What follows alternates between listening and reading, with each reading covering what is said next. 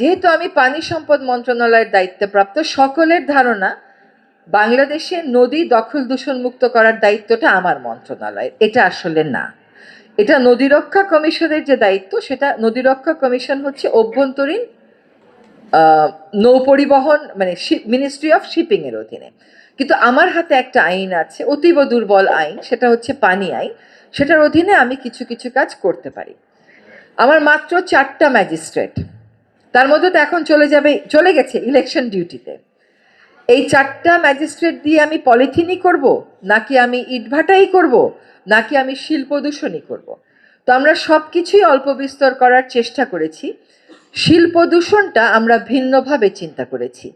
এক তুরাগ নদী দূষণ করে 179টা শিল্প প্রতিষ্ঠান। তাহলে ঢাকার 4টা নদী দূষণ করে প্রায় 750 প্রতিষ্ঠান। এটার একটা তালিকা আমরা করেছি।